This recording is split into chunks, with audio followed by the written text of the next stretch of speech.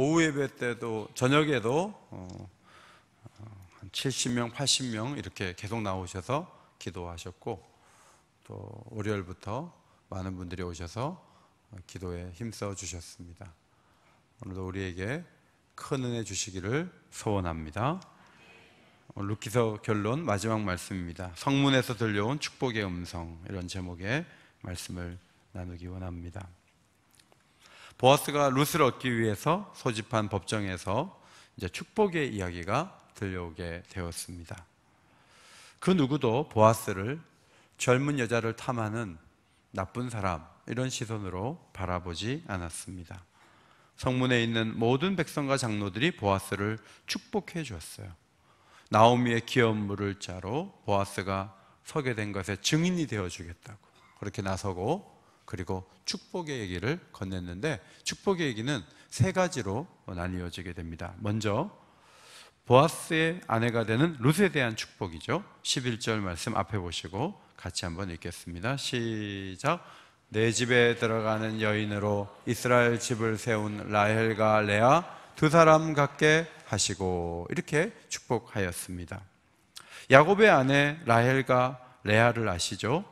이 창세기 보면은 이 두 여자가 12아들 가운데 8명을 낳았고요.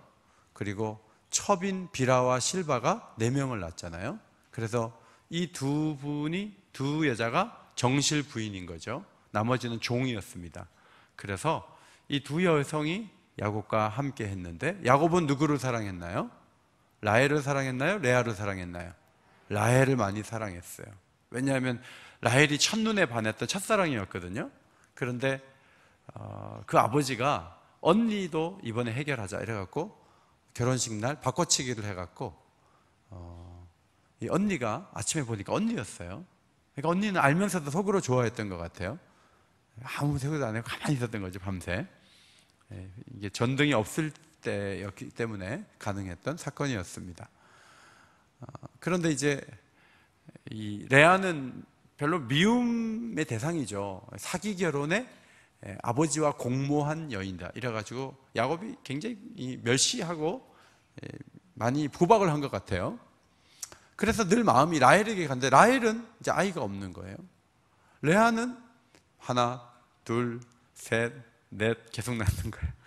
그러니까 하나님께서 이 레아를 참 불쌍하게 보시잖아요. 라헬을 늘 라헬은 뭐가 좋으냐면 남편이 자기를 사랑하니까 좋은 거고, 레아는 자기가 낳은 애들이 옆에 있으니까 좋은 거예요.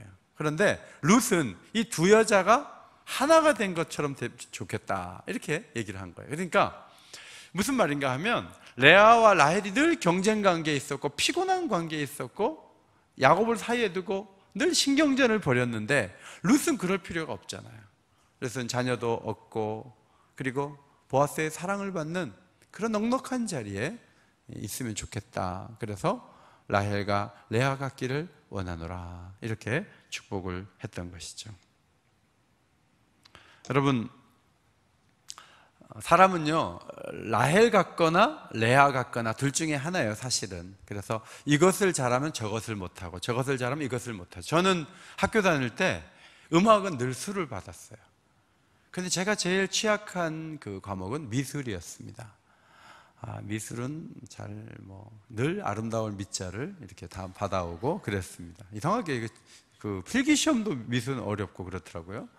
음악은 그냥 90점대로 늘 받았죠. 그래서 우리의 마음에 음악도 잘하고 미술도 잘하고, 우리 교회에 그런 자매가 하나 있죠. 음악도 잘하고 미술도 잘하고 그러면 좋지만 이게 참 어려운 일이에요.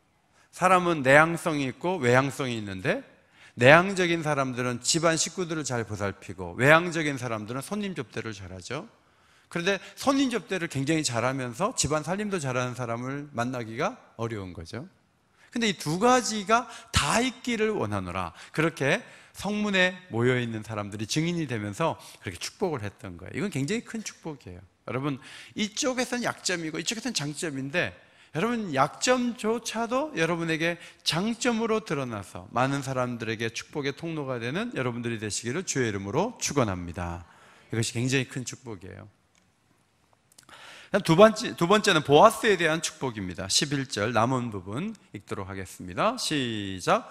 내가 에브랏에서 유력하고 베들레헴에서 유명하게 하시기를 원하며 그랬어요.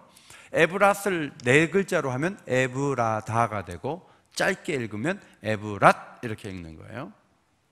역대상 2장 19절에 가면 갈렙이 또 에브랏에게 장가 들었더니, 이제 갈렙이 아내가 죽고 다시 장가를 들었던 여성의 이름이 에브랏이었어요. 그냥 그대로 띄워주세요. 에브랏이었는데 이 에브랏이 홀이라는 아들이 있었어요. 홀이라는 아들이 있었는데 그 아들에게 3명의 아들이 있었어요. 근데 첫 번째 아들의 아들, 그러니까 에브랏의 손주죠. 손주의 아들, 그러니까 증손이 되는데 그 아들 이름이 베들레헴이에요. 베들레헴. 에브랏이라는 그 말의 뜻은 풍요의 땅이다 이런 뜻이고요.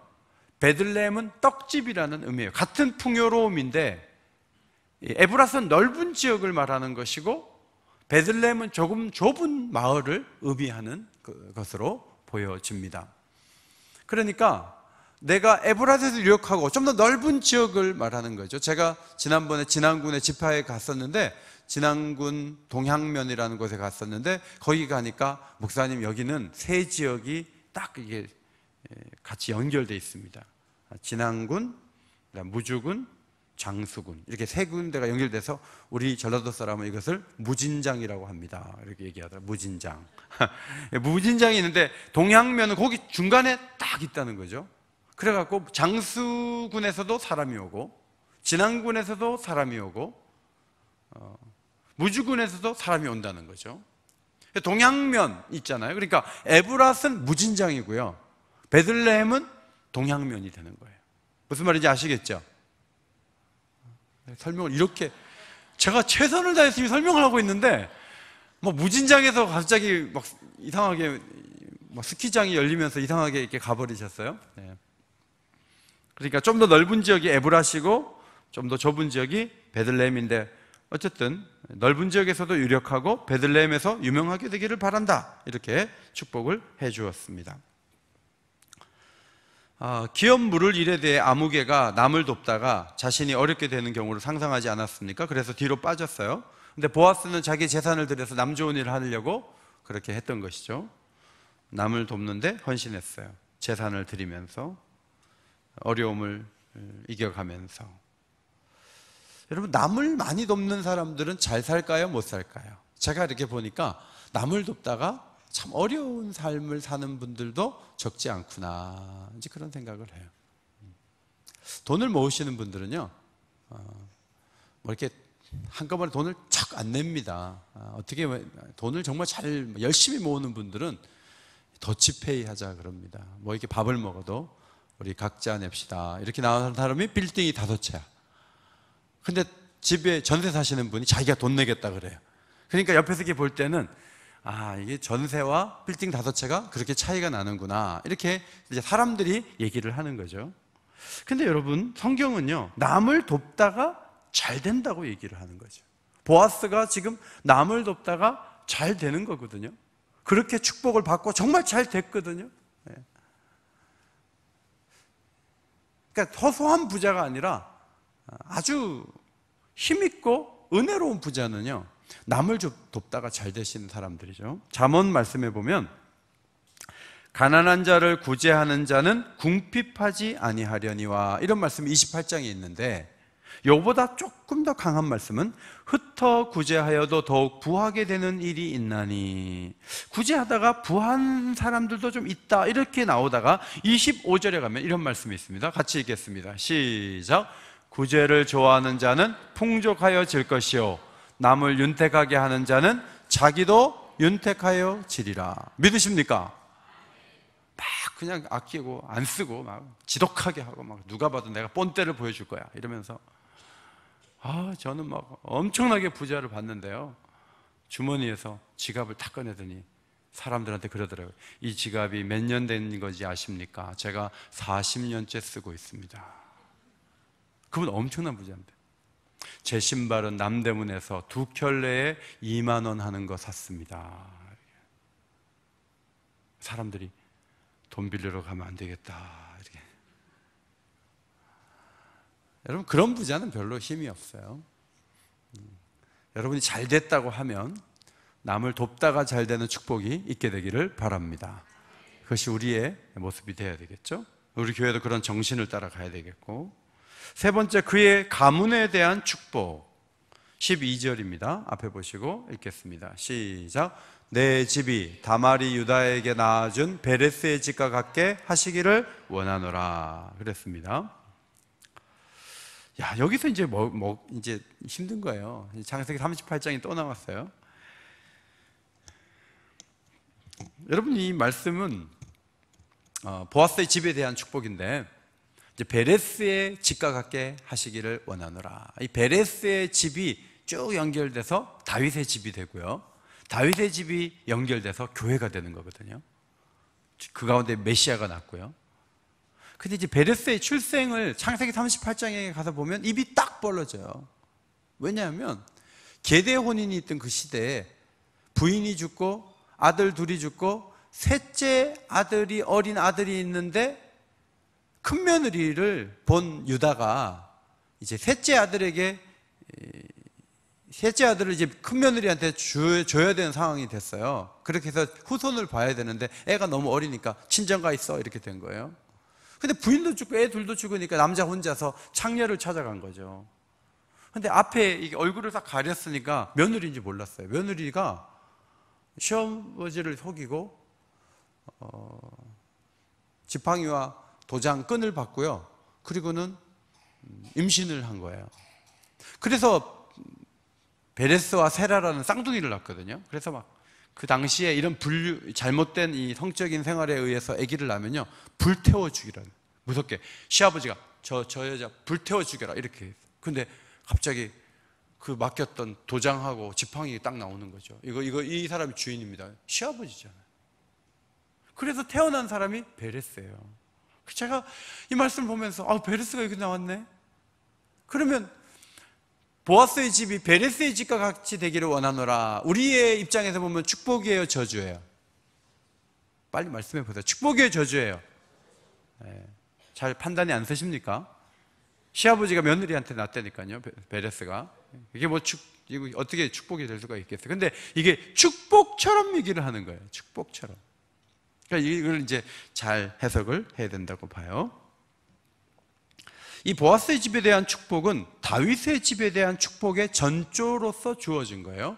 하나님께서 성전을 봉헌하겠다는 다윗의 그 마음이 갸륵해서 나단 선지자를 보내서 하나님이 하신 말씀이 사무엘하 7장 16절이에요. 앞에 보시고 같이 읽겠습니다. 시작.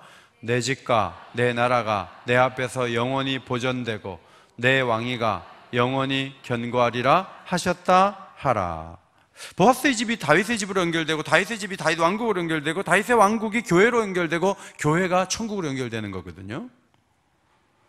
보아스의 집에 대한 축복은 교회에 대한 축복인 거예요. 그러니까 이 베레스를 떠올린 것을 우리가 잘 해석하지 않으면 우리의 정체성에 문제가 생기는 거죠. 잘 이해를 해야 된다는 말씀입니다. 유다가 며느리 다말에게서 낳은 아들 집안에 대해서 그렇게 이렇게 얘기를 할까? 우리는 참 의아하죠. 두 번째 아들이 이제 베레스인데요. 베레스와 세라를 낳았는데 다말의 둘째 아들이 베레스예요. 참 부끄러운 아이죠. 그런데 여러분, 베들레헴 사람들이 이 베레스의 후손이래요. 그 지역 사람들이 베레스의 후손이에요. 자기 조상에 대해서 지금 얘기하고 있는 거예요. 그러니까 자기 조상에다가 침 뱉으면 자기 얼굴에 침 뱉는 거죠. 일단 자신들이 그 후손이 되었다는 것입니다. 그것을 이해할 필요가 있습니다. 베레스가 태어났을 때 유다와 같이 이제 다말과 함께 야곱의 집으로 돌아와 가지고 나중에 요셉이 초청을 해서 애굽으로 이민을 가죠. 근데 여러분, 그 스토리를 안다면 70명 정도가 내려갔다고 하는데 사람들이 인간 취급했겠어요? 이게 뭐야 이게 도대체, 이거 손자야 아들이야 알 수가 없어 이러면서 사람들이 그냥 무시하고 그러지 않았겠습니까? 유다도 짐덩어리를 하나 가지고 왔다. 이 부끄럽다 이거. 이 며느리도 아니고 부인도 아니고 손자도 아니고 아들도 아니고 이런 사람하고 같이 애굽으로 내려간 거예요. 그리고 베레스가 나중에 장가를 가서 집안을 이루는 데 있어서 치명적인 아픔을 그 계보에 갖고 있는 것이죠. 여러분, 그런데 이 베레스의 후손 중에 하나님께서 왕이 태어나게 하시는데 그 사람이 바로 다윗 왕이잖아요. 다윗의 증조 할머니가 룻이 되잖아요. 그래서 이 성문에서 외친 이 축복의 말이 진짜로 놀라운 그 집에 대한 축복이 되는 그런 은혜가 성경 역사 가운데 흘렀다고 우리들에게 가르쳐주고 있습니다.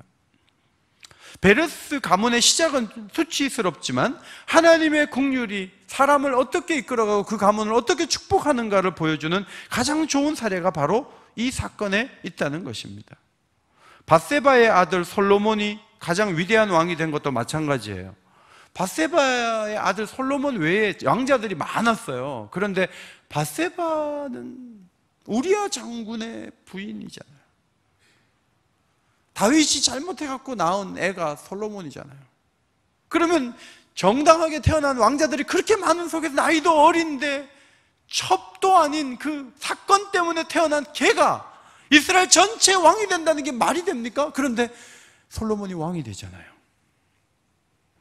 여러분, 성경이 왜 이런 사건을 자꾸 끄집어옵니까? 우리가 사람이라면 하나님 말씀을 이런 식으로 만들겠습니까? 우리는 가능하면 이런 거 빼버리고 좋게 미화를 해서 훌륭한 사람들의 뼈대 있는 집안에서 이 인물이 태어나서 이 사람이 대단했다 이렇게 얘기를 해 사람들 설득을 받지. 그리고 그런 집안에서 그리고 그런 여자에게서 태어난 사람들이 연결되었다 이러면 우리는 글쎄 그게 가능해? 이제 이렇게 되는 거죠. 왜 성경은 이런 식으로 위인들의 명예에 멱칠을 할까? 요한복음 1장 13절을 앞에 보고 읽겠습니다. 시작. 요한복음 1장 13절, 제가 나중에 넣었나 봐요. 이는 혈통으로나 육정으로나 사람의 뜻으로 나지 아니하고 오직 하나님께로부터 난 자들이니라. 지금 방송실에 사람이 바뀌어가지고 저렇게 띄워주면은 읽을 수가 없죠.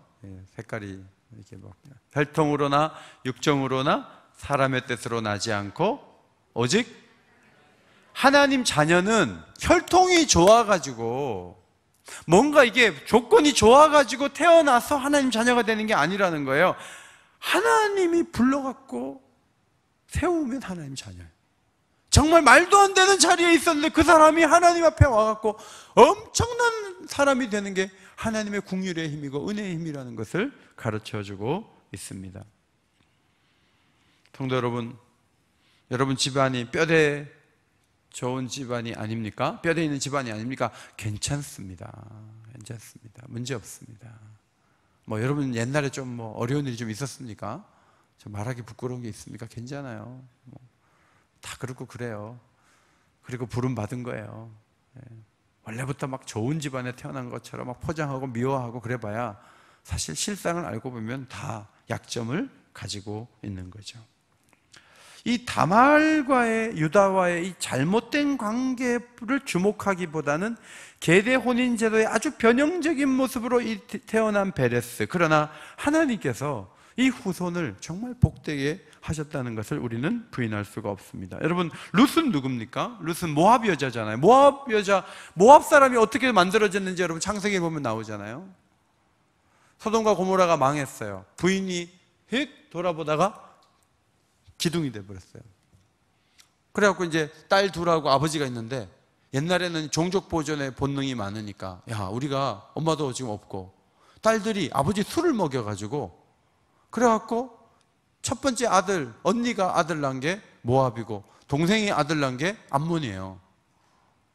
말도 못해요. 상세히 읽어보면 이해가 안 돼요. 그죠? 이런 일이 다 있을까? 이제 할 정도의 얘기들이 많이 있어요. 지금 그런 모압 사람들은요, 이스라엘이 가나안에 들어갈 때 막 방해하고 모압왕 발락이 발람을 시켜가지고 막 저주하게 만들고 막 그렇게 하면서 방해하고 그랬던 민족이잖아요. 그래서 정말 철천지에 우리나라에게는 일본 같은 그런 사람들이 모압 사람이거든요. 그런데 룻이 모압 여자란 말이죠.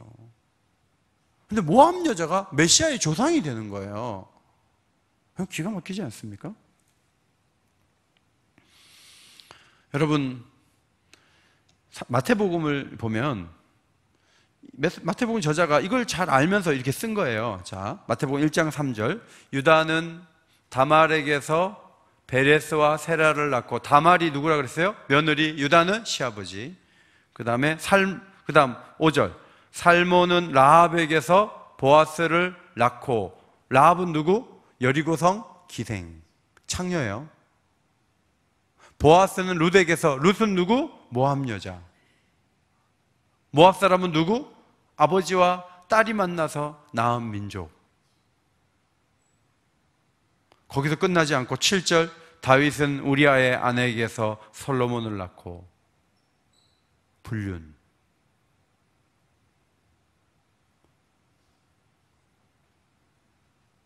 도저히 받아들일 수 없는 사람들, 수치스러운 사람들, 거기다가 연결해갖고 예수님이 나시게, 하나님이 의도적으로 그렇게 하시는 거예요.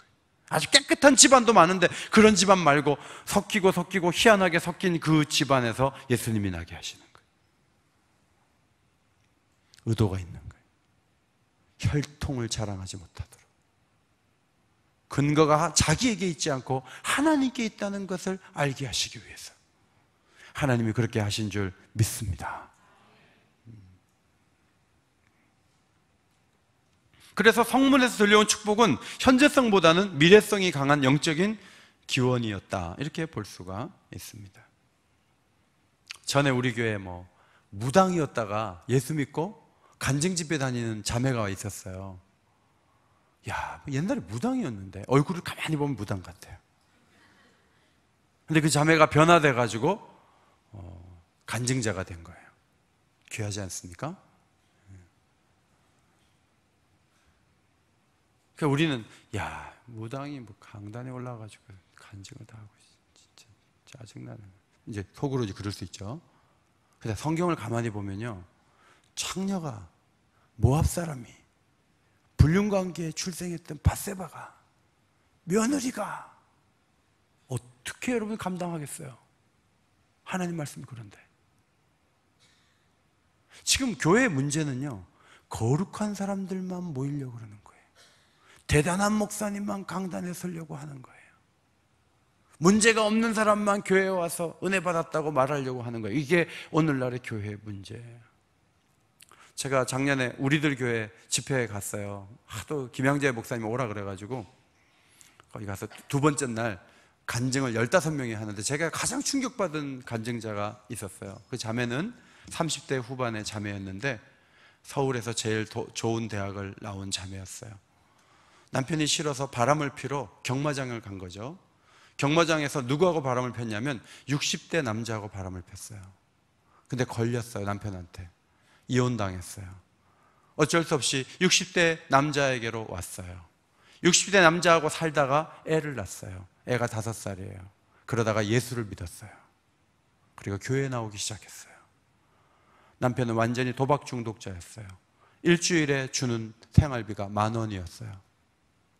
교회에서는 아이도 있고 남편도 있으니까 그것도 가정이다, 깨지 마라, 이렇게 가르쳤어요. 명문대를 나온 이 자매는요, 한 주에 10,000원씩 받아가지고 살았어요. 아이를 키우면서. 그리고 교회 나와서 기도했어요. 남편이 예수 믿게 해달라고. 도박 중독자인 남편은요, 교회에 나오면서 마음을 잡게 됐어요. 부인의 신앙에 감동이 됐고, 박봉이지만 운전을 하는 직장에 들어가서 100 몇십만 원을 받아온다 그래요. 그 돈으로 타는데 그 부인이 교회에 나오면서 얼마나 열심히 일했고 똑똑하잖아요. 교회에서 우리로 말하면 마을 리더가 된 거예요. 그리고 열심히 교회를 봉사하는 거예요. 근데 그거를 자기 얘기를 하는 거예요. 저는요, 바람을 폈었어요. 저는 5살짜리 아이가 있어요. 저는 임대 아파트에 살고 있는데 제일 꼭대기층에 살고 있어요. 그런데 주님이 저를 부르셨어요. 저희 남편이 나이가 많지만 교회에 나와서 지금은 신앙생활을 잘하고 있습니다. 그 얘기를 눈도 깜짝하지 않고 다 하는 거예요. 그 교회는 그 여자를 받아들여 주는 거예요. 당신이 다말입니까? 괜찮습니다. 당신이 라합입니까? 괜찮습니다. 당신이 룻입니까? 괜찮습니다. 당신이 우리아의 아내입니까? 괜찮습니다. 교회는 그런 사람들이 모이는 데입니다. 교회의 가장 안 좋은 모습은 남의 약점을 잡아가지고 30년 전에 일어난 일을 계속 얘기하는 거죠. 그리고 그 사람 나쁜 사람이라고 계속 비난하는 거죠. 그러면 교회가 아니에요. 혈통으로 나는데 딴 데 가서 알아봐야 돼요.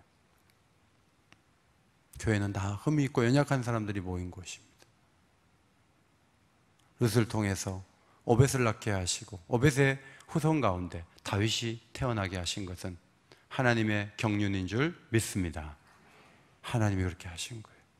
그래서 저 집은 뭐 첩의 집안이야.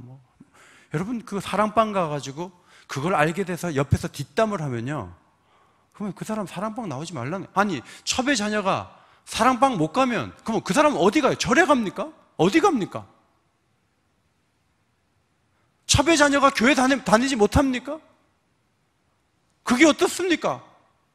그 사람 잘못입니까? 그 사람이 태어났는데 이미 어머니가 첩인데 그걸 누가 그를 비난할 수가 있겠어요? 우리 성도들 가운데는 목사님은 강단에서 아버지 일찍 돌아가신 게 자랑이에요, 얘기하지 마세요, 이런 분도 계세요. 그게 뭐 어떻습니까? 교회 안에 아버지가 먼저 죽은 애들이 얼마나 많은데 걔네들이 담임 목사가 그런 사람인 걸 알고 위로를 받고 힘을 얻으면 담임 목사가 고백하는 게 맞지, 담임 목사가 그런 거 없는 것처럼 하고 있으면서 완벽한 사람인 것처럼 하는 게 그게 잘하는 목회입니까? 아니라는 거예요. 교회와 세상이 뭐가 다른지를 그것도 하나도 모르고 어떻게 교회를 감당하겠어요? 너는 연약함이 많고 아픔이 많고 너에게 고통이 많기 때문에 네가 예수가 필요하고 네가 나올 때는 교회밖에 없어. 너 같은 사람을 하나님이 사랑하시고 나 같은 사람을 사랑하니까 여기서 만난 거야. 여러분 그게 신앙이에요.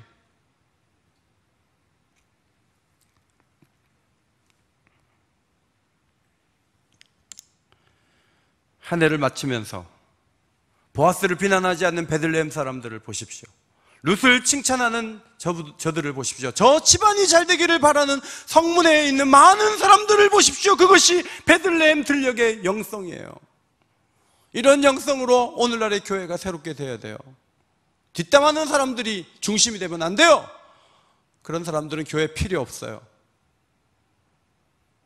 따뜻하게 말 한마디를 못하는 사람이 어떻게 하나님의 일을 감당하겠어요? 괜찮다고 얘기하세요.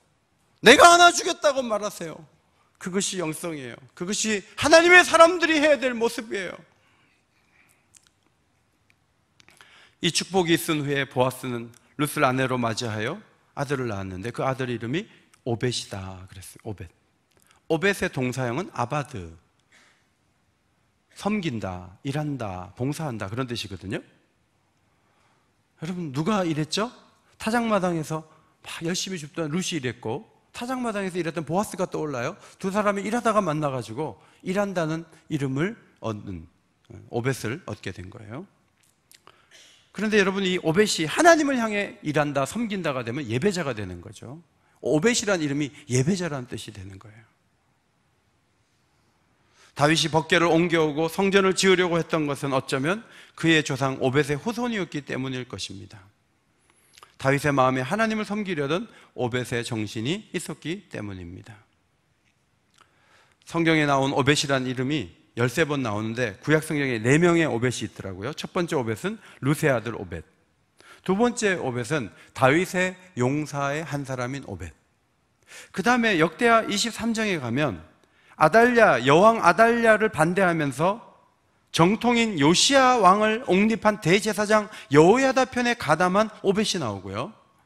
그 다음에 고라 집안의 오벳에돔의 손자로서 성전 문지기로 일했던 오벳, 이렇게 4명이 나오는데 전부 선한 사람이고 전부 좋은 사람이에요. 전부 훌륭한 예배자가 되는 것이죠. 그 중에 탁월한 인물은 보아스가 룻에게서 나온 오벳이라는 인물이었습니다. 이 오벳을 안고 나오미가 위로를 받았는데 내 이름을 말하라고 부르려 했던 그 나오미가 희락의 웃음을 띠면서 아이를 안았어요. 사람들이 축복하면서 15절에 이렇게 얘기했습니다. 15절 앞에 보시고 같이 읽겠습니다. 시작. 이는 내 생명의 회복자이며 내 노년의 봉양자라. 곧 너를 사랑하며 일곱 아들보다 귀한 내 며느리가 낳은 자로다 하니라. 여기서 생명의 회복자다. 사실 이제 끝난 거잖아요. 여자 셋이 남았으니까 다 끝난 거예요. 다 죽었잖아요. 근데 나오미가 다시 젊어질 필요가 없이 이렇게 계대 혼인에서 태어난 이 아기가 나오미의 영혼을 회복시키고 소송시키는 생명의 회복자가 된다는 거죠.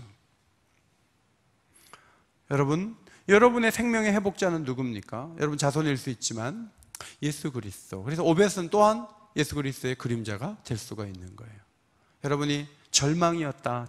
이젠 절망이야. 아무 희망이 없어. 그래도 예수님만 만나면요, 그때부터 희망이 있게 될 것을 믿으시기 바랍니다.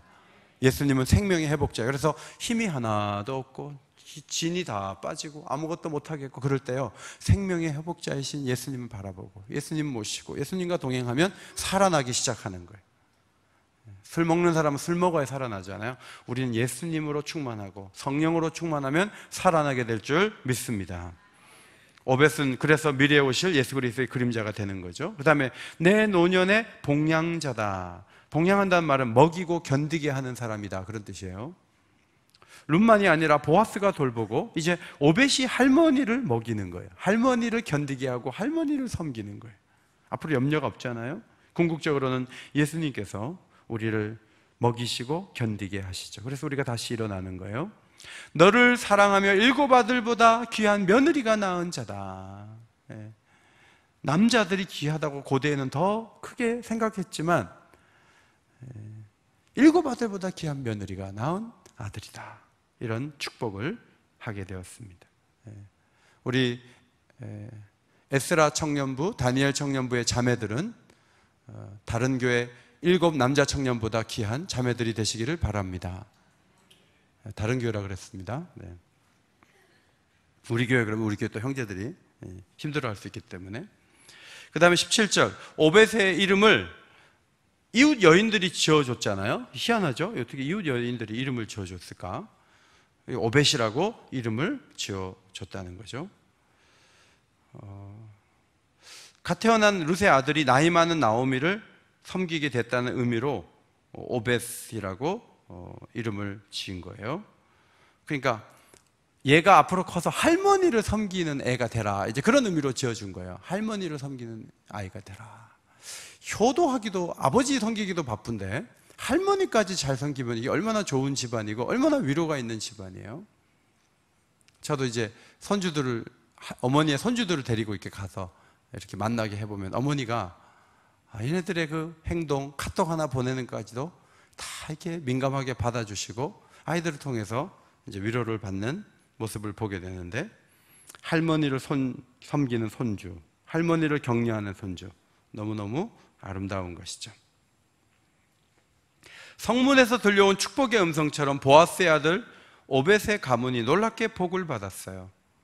여인들의 칭찬과 같이 오벳이 자랐고 이세를 낳았고, 경제적인 형편에서는 시골 한쪽 구석에 서 있는 것 같았지만 어느 날 사무엘이 베들레헴을 방문하면서 다윗에게 기름을 붓고 머지않아 그 소녀는 왕이 되었는데 이스라엘을 대표하는 아주 중요한 왕이 되었습니다.